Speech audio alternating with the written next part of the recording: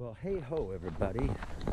This is Kevin, and it is Wednesday in the park, and it is perfect. Today's story involves more hijinks. Strange things happen in live theater. They just do. So many things can go wrong, and on occasion they do. For the most part, they don't, and that's really what the theater magic's all about. It's like, how did nothing go wrong? But sometimes when things go wrong, they go wrong in multiples. And this story I'm going to tell you takes me all the way back to like 1980. I'd be maybe a sophomore in high school. We were doing Diary of Anne Frank. And I am playing the old man, Mr. Dussel, because even in high school I played old men a lot.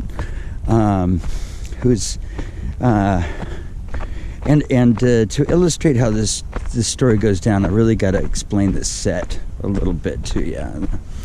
The set consists of an attic. Diary of Anne Frank. So we're in an attic, and the attic consists of two platforms, which are probably about 8 inches high,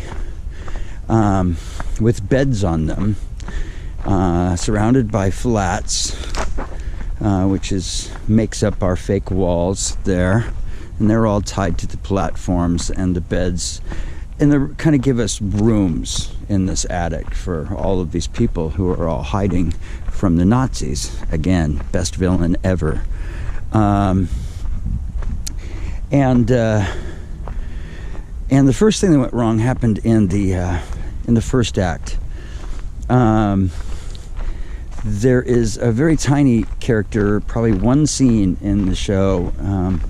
The character by the name of Mr. Crawler, who owns the factory and the place where they're hiding these guys in the attic there. And he comes in for one scene to reassure them that, everything's gonna be all right. You guys just stay quiet.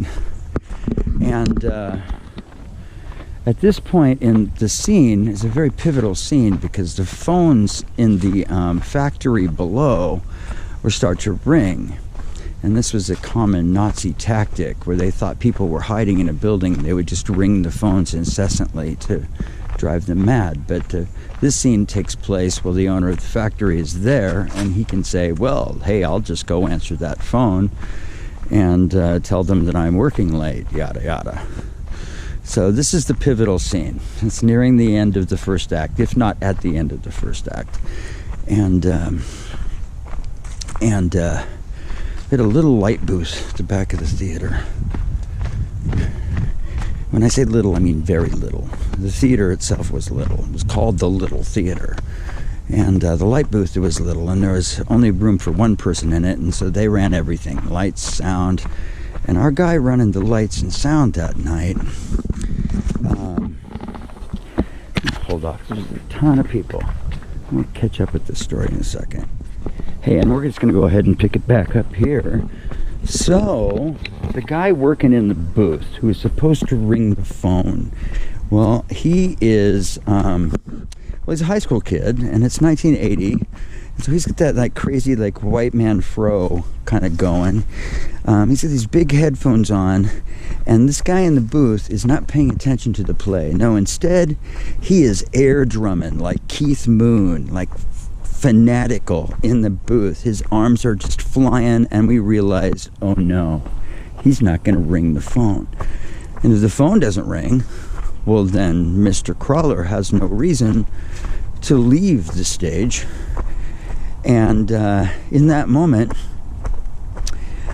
we are now forced to improvise dialogue for Diary of Anne Frank. And the kid playing Mr. Crawler, he's a freshman, and this is his first play. He just freezes, and he just goes green and just sits down on the couch, and he's done. He's not going to say another word. He's going to let us do everything. He's just going to sit there. And we'd done a lot of research on the Holocaust. It's a high school play, so it gives us reason to research this. And so improvised dialogue of Diary of Anne Frank was starting to get really dire. I mean, like human soap dire, like real bad. So we finally realized we can't go any further with this. And the girl playing Anne, she just walks over to Mr. Crawler, and this was her improvised line. I remember it verbatim because it was hilarious to me. She just said, "Mr. Crawler, I think you should leave us with our misery now." And at that, Mr. Crawler leaps to his feet like the greatest thing he'd ever heard in his life. Big smile on his face, lumps right over to the door, and said, "Good idea. I'll go now." And so he walks to the door, and of course, that's when the phone rings. And that, just impossible to find quiet in the park today. Second part of this story takes us to the second act. As I said, one bad thing can't always snowball into something else. And middle of the second act, the girl playing Anne does this big monologue, and she throws a petulant child fit and flops herself down on the couch. And when she does that, all four legs of the couch break off simultaneously, and the couch goes thumping to the stage. Whoomp! Well, I'm up in my bedroom, sleeping on my bed. At that point, Anne starts to break. She starts to laugh. I mean, we're high school kids, right? And to hide her laughter, she runs up and throws herself onto the bed that I'm on. When doing that, she pushes the bed off of the platforms, snapping the braces that are holding up the flats, which are our fake walls. And so they all start just kind of falling in on the stage. And we are forced throughout the rest of that show to do Diary of Anne Frank without breaking, without laughing, and get through it. But you know what?